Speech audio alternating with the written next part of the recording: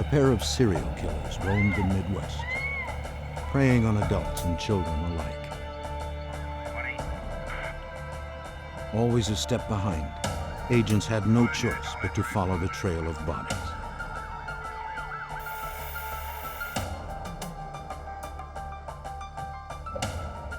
As the crime spree raged out of control, pressure mounted to stop these killers.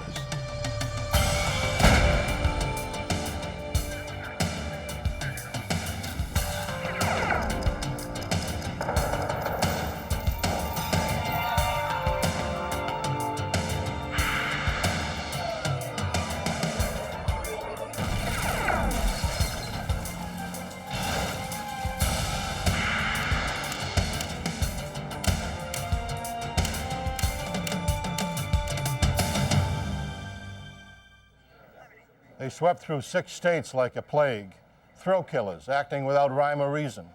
They targeted adults and young girls, kidnapping, murdering, then moving on to kill again.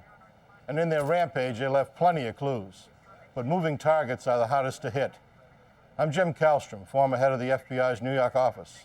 The hunt was on for these killers with a knack for eluding authorities. We hoped a nationwide dragnet would bring them to justice.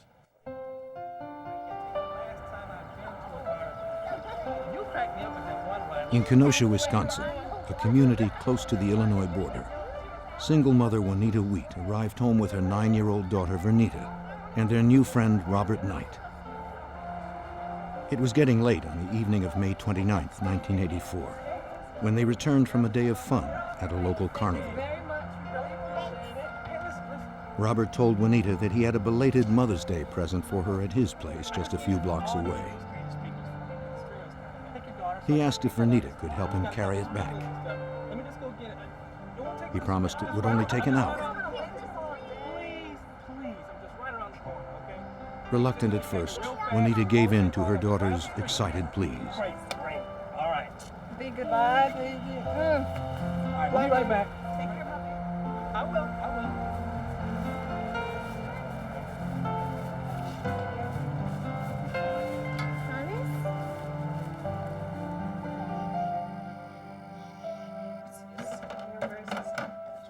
As it approached midnight, Robert and Vernita had not yet returned. Juanita was anxious about leaving her apartment to look for her daughter. If Vernita arrived to an empty home, the young girl might panic. But the worry became too great. Juanita decided to go and find her daughter.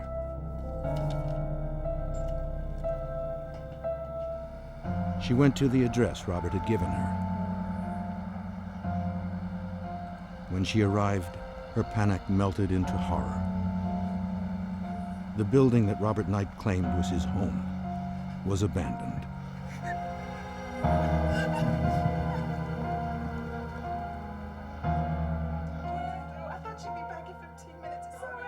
Not knowing where else to turn, Juanita went to her friend Ellen Reeves for help.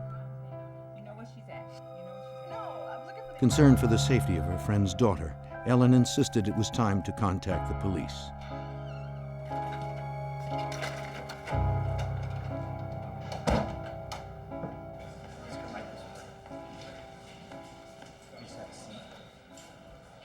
Juanita told the officer that her happy, outgoing daughter would not have run away. The officer's focus turned to Robert Knight. Juanita said she had met Robert a month earlier. He introduced himself while riding through the neighborhood on his bike. They had become friendly, and Robert had become fond of young Vernita. The police didn't have a Robert Knight on record. The officer asked Juanita to check mugshots for anyone who might look like him. Juanita scanned 2 books of photos.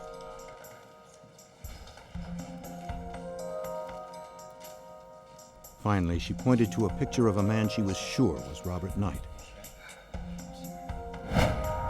Officers determined that the person Juanita had identified as Robert Knight was really named Alton Coleman.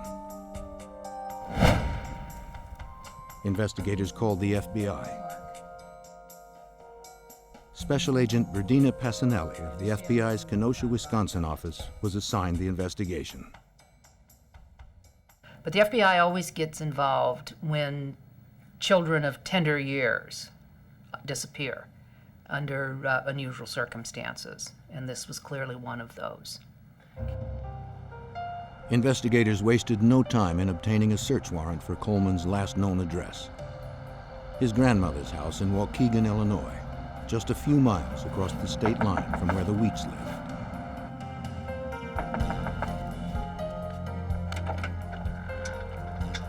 A young woman answered the door. When questioned by the detective, she identified herself as Debra Brow, Coleman's girlfriend.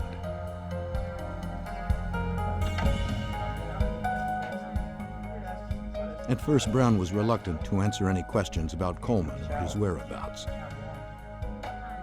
She said she had been living at the residence for a year, providing home care for Coleman's nearly blind grandmother.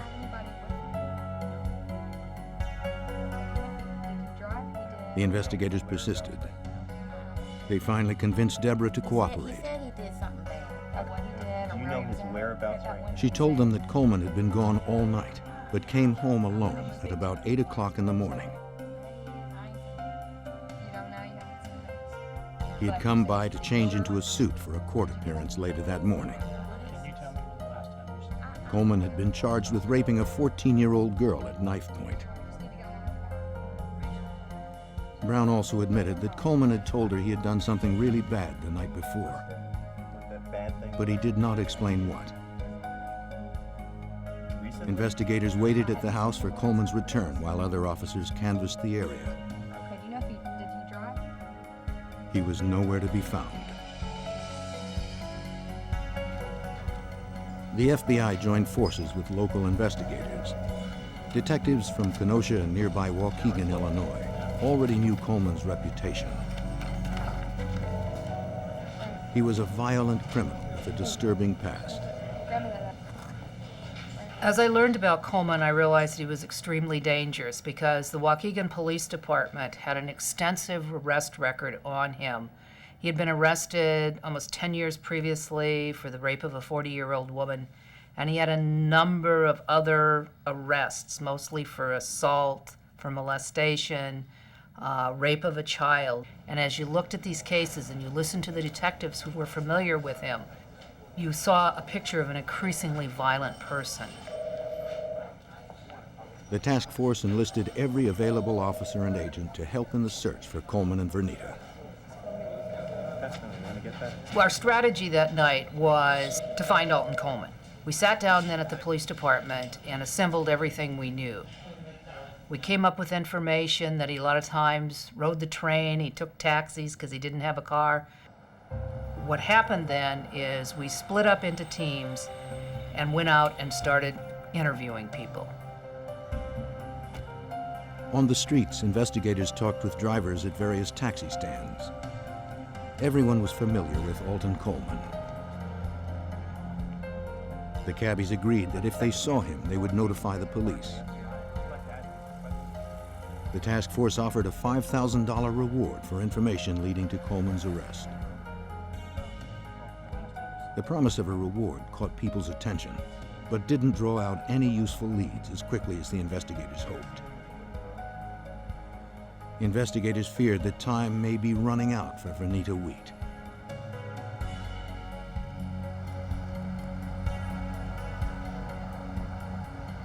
On May 31st, 2 days into the investigation, a cab driver in Waukegan who knew Coleman from the neighborhood called in to report he was picking Coleman up.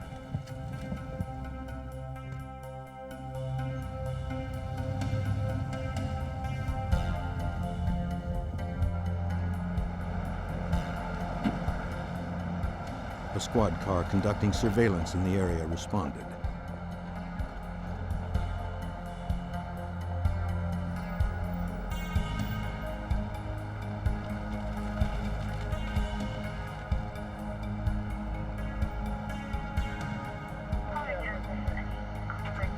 Coleman was dropped off at his sister Terry's place.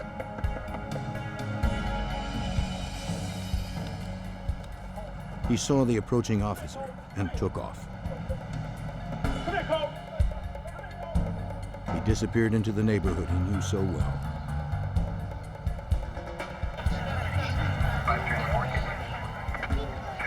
The investigation was only 2 days old, and their suspect was within their grasp.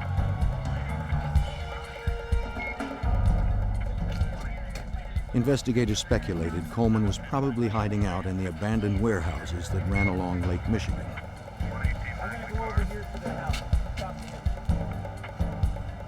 Hoping that Coleman might respond to his sister's voice, the detectives summoned her. Waukegan Police, ma'am, please open up. I'm Detective Hansen from Luther, Antoine. Though she was Coleman's own flesh and blood, she was also a mother of a young girl. The agents convinced her to help. Talking to her brother through a bullhorn, she pleaded with him to turn himself in. Alton, you need to come on out and give yourself up. Meanwhile, officers and agents fanned out and searched the area. But even in such a confined space, finding Coleman would not be easy. Lieutenant Mark Hansen of the Waukegan Police Department was the lead investigator for the task force. This area has a lot of abandoned buildings, a lot of abandoned apartment complexes. It's heavily brushed. It was at nighttime, easy to escape in there and not be seen again. This was 1984. We didn't have helicopters with searchlights. We didn't have infrared. We didn't have the resources to fully encircle an area of that size. The search continued through the night. But after 8 hours, it seemed their suspect and their best chance of finding 9-year-old Vernita had slipped through their fingers. Desperate to generate leads, investigators saturated the local media with details surrounding the abduction. TV and newspapers ran photographs of Vernita Wheat, asking anyone with any information to contact the task force.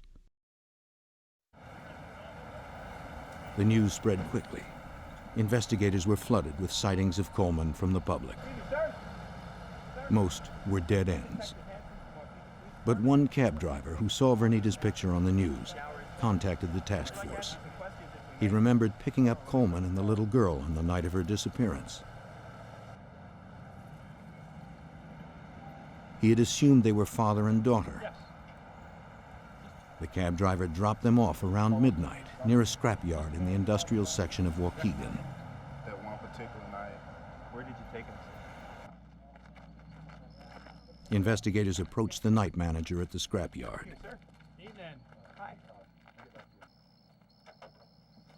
Sir, I'm Detective Hansen, Waukegan Police. Here's my card. This is Agent Showers. He told them that he had in fact seen a man with a young girl on the night in question.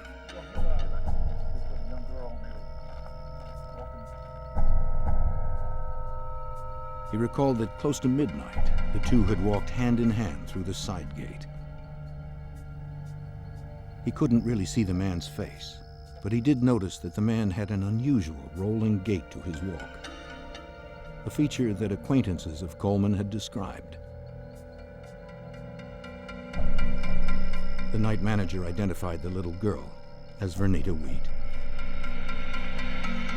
The sighting was enough to allow the FBI to issue a federal warrant for Alton Coleman. He had taken Vernita across state lines. It was also the last time anyone saw Vernita Wheat alive. The task force responded with another massive search. We had about 150 FBI agents and detectives from both Kenosha and Waukegan. We did a methodical search where Coleman was last seen with Vernita. This included using dogs going through the junkyard, house-to-house and abandoned building searches, all in this downtown area, and we found nothing. Investigators knew she was alive at midnight on the evening she disappeared.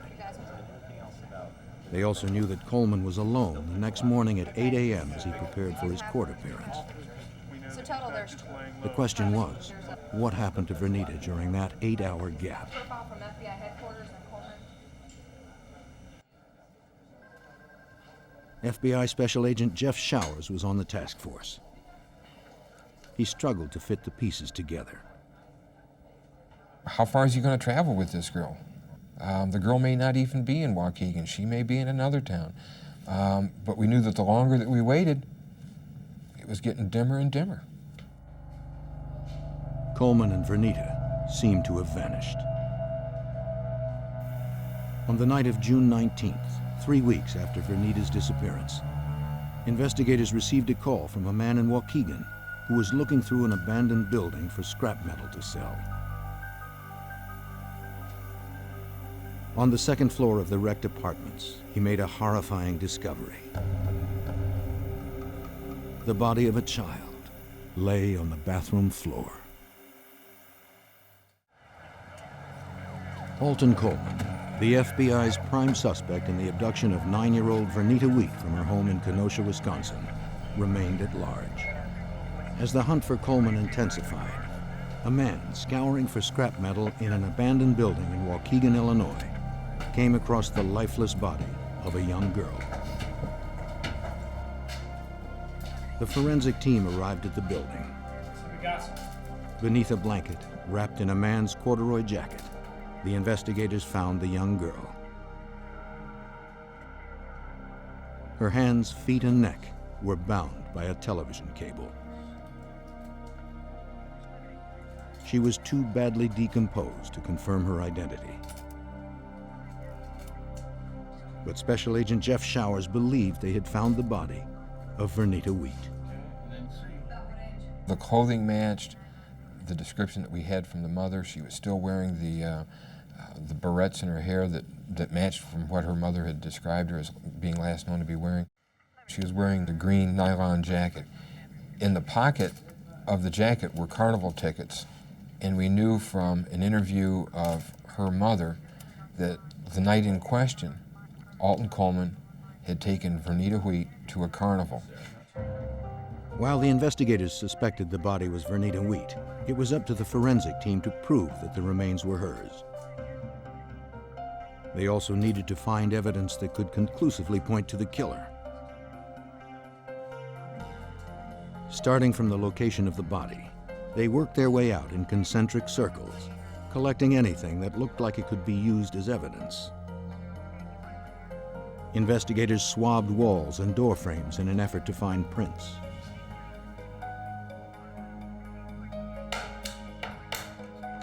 Figuring whoever moved the body into the room had to come in contact with the door, they removed it from its hinges and sent it to the FBI labs in Washington, D.C. Under the lab's microscopes, FBI examiners discerned a thumbprint on the door. Comparison to samples they had on file were conclusive. The thumbprint came from Alton Coleman.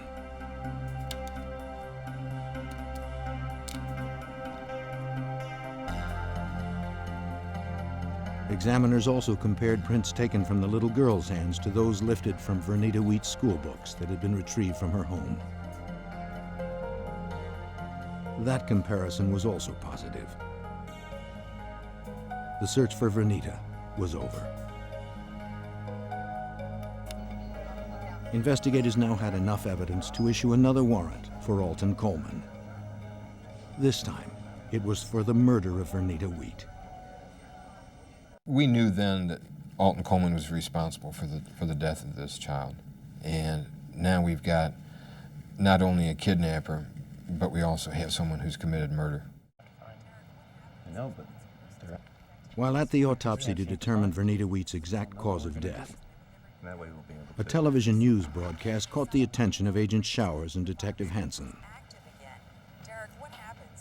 The first news that a little girl had been found murdered in Gary, Indiana. Agent Showers, I think, immediately thought that there could be some connection to Coleman. The report also mentioned something that investigators found disturbing. There were 2 killers, and the second suspect was described as being a black female.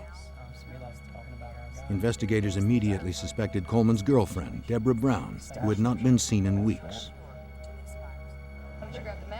If investigators were right, Alton Coleman and Debra Brow had traveled 90 miles from their hometown neighborhood.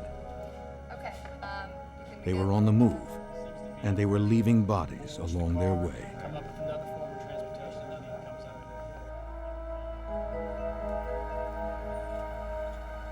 it. At the hospital in Gary, Indiana, local police officers questioned 9-year-old Mary James about the afternoon of June 16th.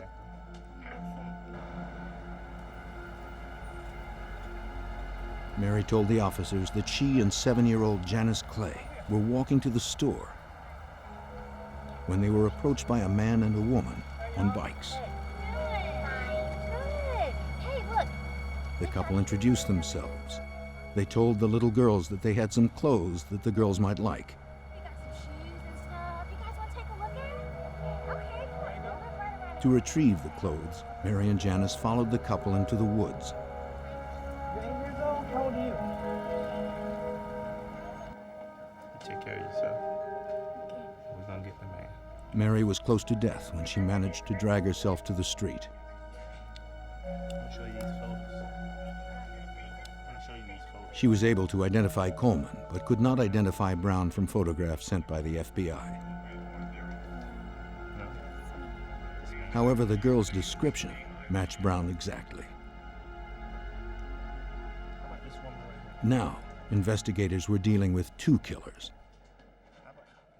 We had looked at Debra Brow up until that point in time as a witness because she had cooperated with us in Waukegan. She had told us about Alton, telling her that he had done something wrong. She showed us the clothes that he had been wearing the night he had come back, when he'd been out all night and when he came back in the morning. So we had looked at her as a witness. We now knew from the investigation in Gary that she was likely assisting him. Investigators struggled to figure out some way to predict Coleman and Brown's next move. Both murders occurred in largely black communities, communities where the two could easily blend in. And they were quick to gain people's trust. These were street people. They had that charm. They didn't have to do any arm twisting. It was always a very easy thing with them. Searching for anything that might help them locate and stop the killers, investigators consulted an FBI behavioral profiler. For the profiler, the escalating pattern of violence was caused by Coleman's legal problems back in Waukegan. He saw the fact that he had taken Vernita the night before a court appearance on the rape of a 14-year-old, and that he had abducted her and then murdered her as an indication that he was responding to the stress of the court appearance, and so that he would continue to murder out of anger and stress and rage. Investigators had reason to fear that the 2 murders were only the beginning of a ferocious crime spree. To capture a serial killer, the profiler suggested a massive national media campaign aimed at the black communities. So we started a publicity campaign, releasing his photograph, releasing pictures of Brown to the media, press releases, everything we could to get his picture out in the forefront. Our hope was that somebody would see him and turn him in. But the task force was always a step behind. On July 8th, agents received information from local Ohio detectives about an elderly woman named Rose Wiggins who reported her daughter missing. Rose explained that earlier in the day she had come by to check on her daughter and found the door locked. Her young grandson, James, was too frightened to open the door. The detective convinced him they were there to help. Now he had nothing to fear.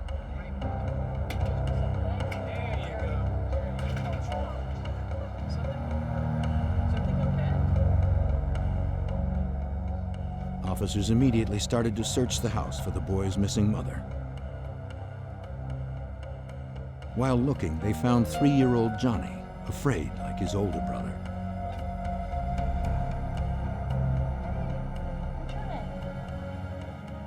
Meanwhile, James told the detective about the man and woman who had been at their house. They were in this house. Okay, I'm gonna show you some pictures.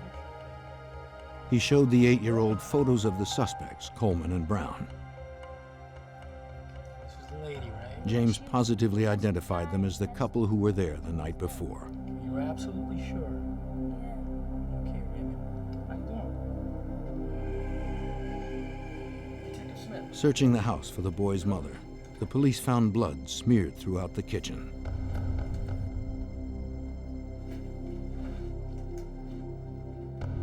It led down to the basement. Not knowing who or what awaited them, the investigators followed the grisly trail.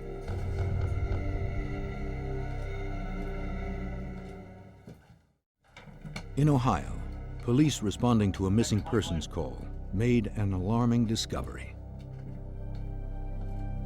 The young son of the missing mother had identified fugitives Coleman and Brown as having been in their home. Blood stained the walls. They proceeded cautiously, not knowing if their suspects could still be lurking in the darkened basement.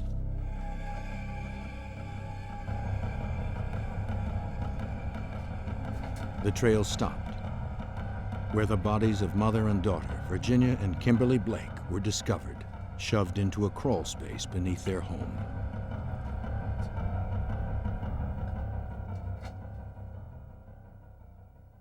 Coleman and Brown. We didn't know where they were, and the violence connected with the murders and the crime scenes was beginning to intensify. The officers continued their search, still believing their suspects could be somewhere in the family's home. But they seemed to have slipped away, leaving behind unmistakable evidence, clippings of jerry-curled hair. James recounted for investigators that his mother, Virginia, had met Coleman and Brown earlier in the day. What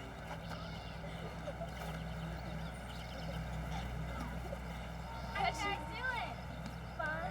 Hey, we just moved to the area down the street. What's your name? The couple stopped by the house and played with the kids. Yeah, we like live down the street. We're just like riding around. Virginia invited them to stay for dinner. It was just like any other summer evening in the neighborhood. Virginia cooked while the kids hung around and chatted with their new friends. Are you going to go in a ring? You're going to stay? 8-year-old James saw Coleman take a knife from the counter and slip it into his back pocket. Soup's on, guys. Soup's on. After enjoying dinner together, Coleman, Brown, James, and his younger brother settled into the living room to watch television. At the top of the evening news, the story of a pair of killers on the loose flashed across the screen. Coleman immediately turned off the television and shuffled the boys off to bed, Have a good night. while Kimberly and Virginia washed the dishes.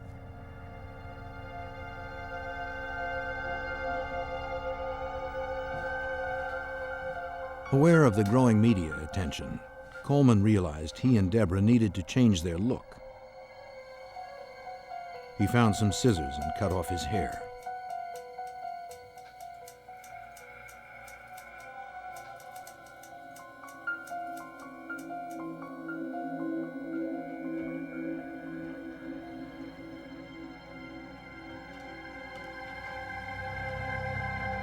Coleman, with Brown at his side, approached the little girl and her mother. Just upstairs, James and Johnny were asleep.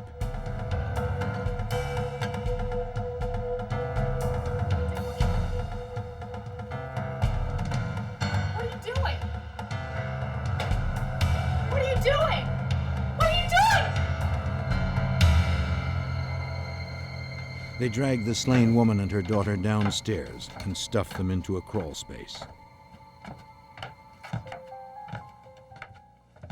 The pressure was mounting. It was becoming increasingly stressful because here we were for the 4th time catching up with him when we found more bodies. Pictures Coleman and Brown's MO was designed to catch their victims off guard. Okay, Raymond, nothing's gonna happen. When someone comes up to your house on a bicycle, you figure them to be local. If they're walking, you may be a little bit suspicious. But if they're riding a bike, they're from the neighborhood. Your guard is automatically down. News of the murdered mother and daughter horrified the community. The savage nature of the killings caused the FBI to add an 11th position on their 10 most wanted fugitives list. It was a rare occurrence. The number 11 ranking was reserved for particularly vicious killers, a description fitting Coleman and Brown. The magnitude and the importance of it, that, you know, you've already got 10 that are bad, but here's one that's so bad, but we don't have room to put anybody else on. We're going to make an exception and put him on anyway, even though he's number 11. With the national media spotlight focusing on the couple, it would be difficult for them to remain anonymous. And in solving fugitive cases, finding people, there is nothing better than publicity, because all you need is the one phone call from one person saying, I saw this picture and I know it's this individual. Phone calls poured in with more frequency and speed than ever before. Any crime that matched their suspect's MO was funneled back to the task force headquarters. Hopefully, they would be able to get one step ahead of the fugitives. Investigators were sure that Coleman and Brown would tire of a life on the run and return to familiar territory. Agents contacted everyone the two associated with in Waukegan. We would contact them and let them know that we're still looking for them. We would go out and tell them that Alton and Debra had been involved in another murder case, hoping that that would get them a little bit more on our side. On July 13th, local investigators responded to a frantic 911 call from a suburb of Cincinnati, Ohio. Michelle Stone told the officers what had happened that day. They were both young.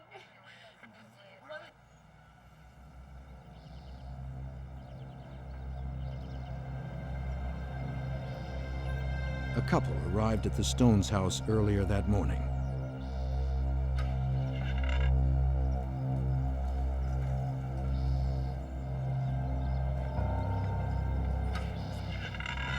They told Michelle's father, Jack Stone, that they were interested in buying his camper, which was for sale in the driveway. Jack's wife, Anna, joined them on the porch. As Jack and Anna chatted with them, Michelle left for work. I won't be long. I'll see you guys later. You'll be home for dinner? Yeah, I will. All right. Be careful, Mom. Bye-bye. I remember I didn't really see them. When she arrived home later that day, Michelle noticed the bikes the couple had arrived on were still in the yard.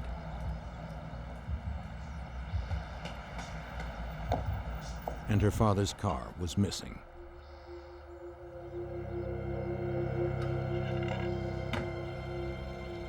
Mom?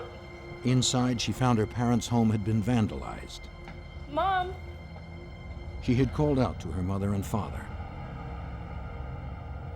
Hearing no response, her mind began to race as she stepped through the shattered glass and overturned furniture littering the room. Dad?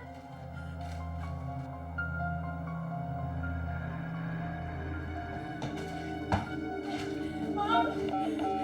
Dad? As she called 911, Michelle could hear a weak voice calling out from another room. Dad? Next to the basement door, she noticed a bloody palm print.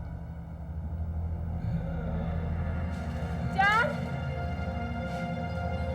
Dad, are you here? She walked down into the dimly lit room, not knowing what or who she might find. Lying next to each other, motionless on the floor, she discovered her parents. Her father, Jack, was barely alive. As she reached to take her mother's pulse, she lifted the sheet. Her mother, Anna, was dead. Michelle waited by her father's side for help to arrive. My mom had a sheet over her body. Her parents had been bludgeoned and bound. Michelle's description of the couple that had stopped by her parents' house earlier that day matched the fugitives, Coleman and Brown.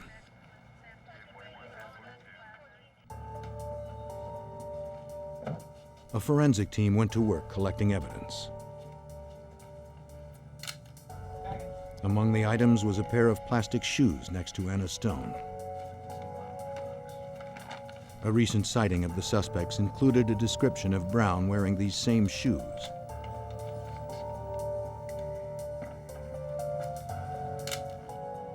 Crime scene technicians also retrieved other bloodied tools found around the body. Later, forensics confirmed the crowbar was used to kill Mrs. Stone. Coleman's prints were all over it. He made no attempt to conceal his crimes. But there was nothing to suggest where the couple had gone. It was all dead ends. Every time we'd find a body, they were gone. You don't have anything as to which way they're going. You have no indicators as to who their next victim's going to be. Depends. If they wanted sexual gratification, they may snatch a child. If they need a vehicle, they may snatch an adult. Just don't know. We've got a couple of mad dogs out there. The crime against the Stones showed the couple was able to gain the trust of people from outside the black urban centers where they had found their first 4 victims. This realization only complicated the investigation. Coleman could fit in anywhere. Or they would come up on a bicycle and start chatting, and he would be looking to play in a card game. Or sometimes they would respond, they wanted to buy something, or they had something for sale. He was an extremely glib person, a real con man. And people trusted him. Plus, he was traveling with a woman. And so people were not nearly as suspect of him as they should have been. Though Coleman's rage continued to intensify, his ability to charm more victims remained consistent. And he was showing no signs of growing tired of the kill.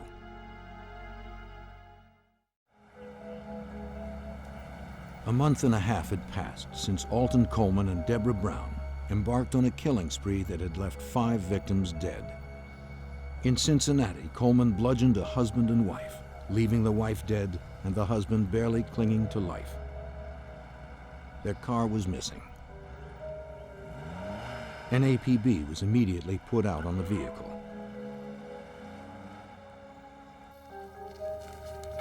Two days later, a farm worker discovered the abandoned car on his property in Lexington, Kentucky, 105 miles away from the crime in Cincinnati.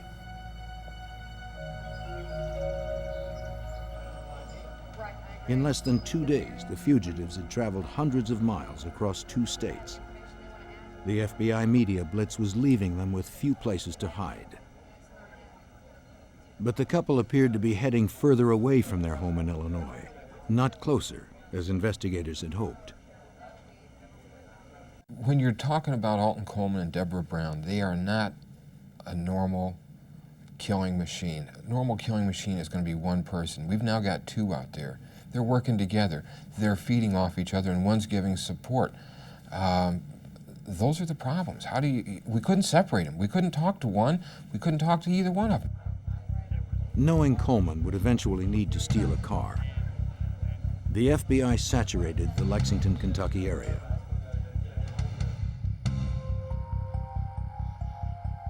They did not have to wait long for signs that he was still in town. In a hotel parking lot, Professor Oline Carmichael was assaulted and his car stolen. A couple forced him to hand over his cash and car keys.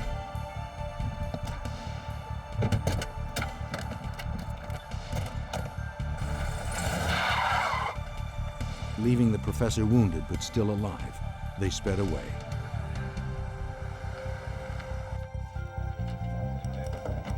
After receiving medical attention, police asked Carmichael to look at mugshots that included the FBI's most wanted fugitives.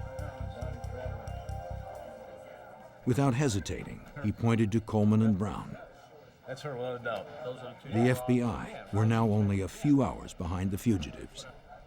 An APB was issued for Carmichael's car.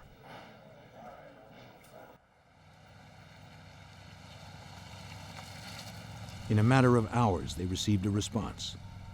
It came from police in an Ohio town close to the Kentucky border.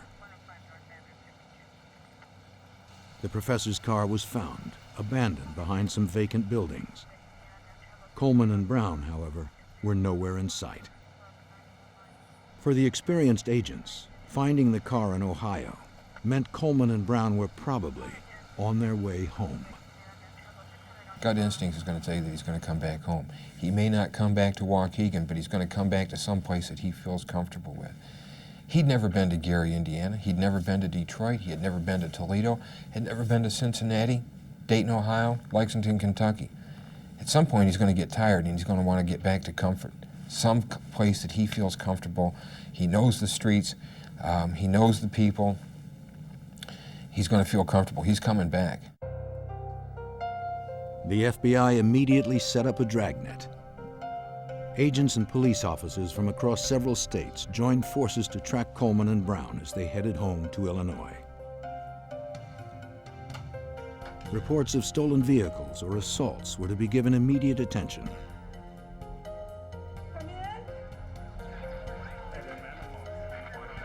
An officer in Dayton, Ohio, responded to a report involving an assault and a stolen car. The call came from an elderly couple, Reverend and Mrs. Gay.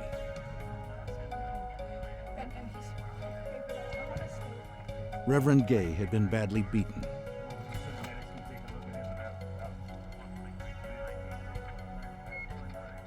Mrs. Gay told the officer that a young couple who they had met weeks earlier broke into their house. After beating them, the attackers demanded the keys to their station wagon.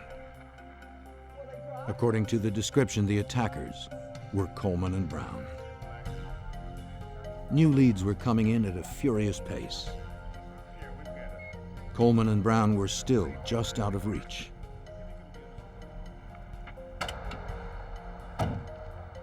But the FBI was starting to close the gap.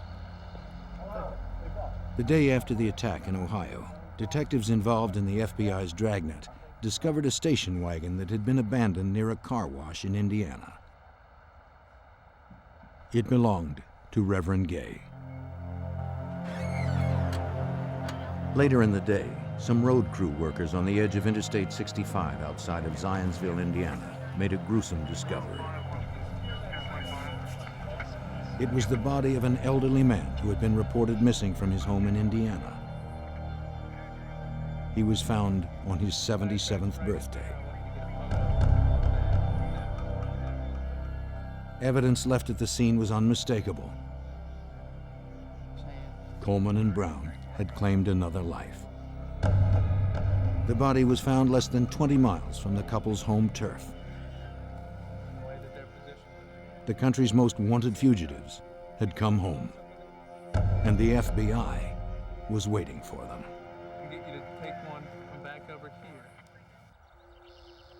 For 7 weeks, Coleman and Brown assaulted and killed victims in 6 different states. While investigators worked the crime scenes, scores of local officers and agents organized a dragnet to trap them as they headed back home to Illinois.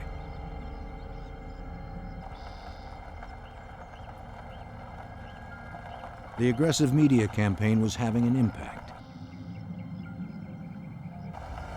On July 20th, in Evanston, Illinois, a man spotted Alton Coleman with Debra Brow in Mason Park.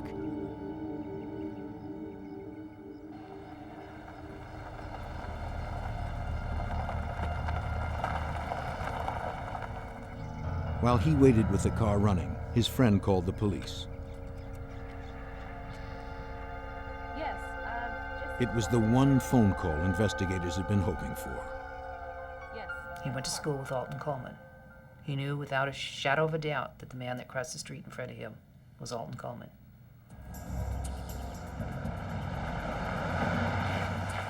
Evanston police responded.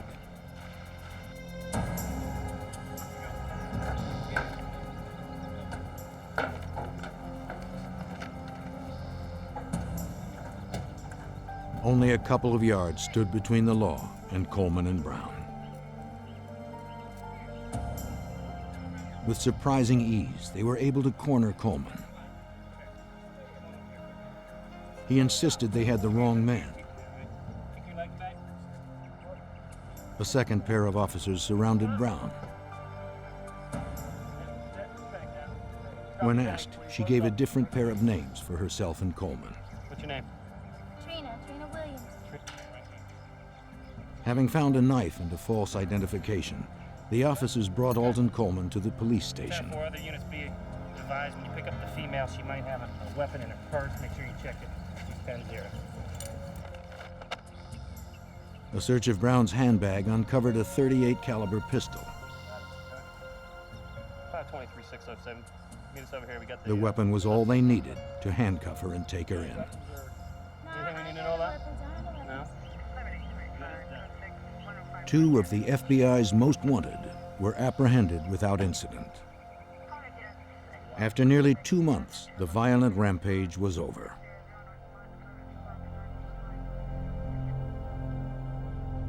Coleman continued to insist he hadn't been in any of the places where the murders happened.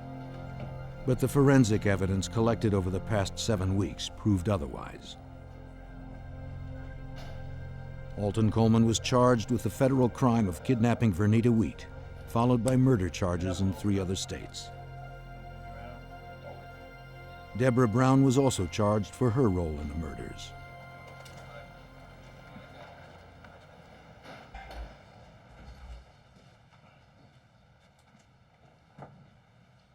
As investigators from the task force looked on, a strip search uncovered a bloody steak knife. It would be linked to yet another murder, a 15-year-old Ohio girl, Alice Myers. Illinois State's Attorney Matthew Chancey was given the task of prosecuting Alton Coleman. In his mind, the motive was simple. With Vernita Wheat, he crossed a threshold, and once he crossed that threshold, it was easy for him, and I think that he enjoyed it. And it wasn't just easy anymore; it was something he liked. He liked doing, and so he looked for every opportunity he could to repeat that. Together, Coleman and Brown had stolen 7 lives. 3 states sought to take theirs. Brown stood trial separately. She was sentenced to life in prison. Until the end, she was committed to Coleman. At Coleman's sentencing hearing for that murder, she testified on his behalf that she had committed the murder and he had not, in an obvious attempt to try to save him. It didn't work. Coleman and Brown's rampage had covered over 1,300 miles in 6 states. For Special Agent Berdina Passanelli, the intensity of the FBI's hunt prevented more needless murders. Because of the massive investigation that we did and the publicity that we did, that he was caught within 7 weeks of when he started. Had we not done that, had we not gotten on this right away, who knows how long he would have gone on killing people. In the end, Alton Coleman was sentenced to death 4 times. He went to prison in Ohio, where he was executed on April 26, 2002.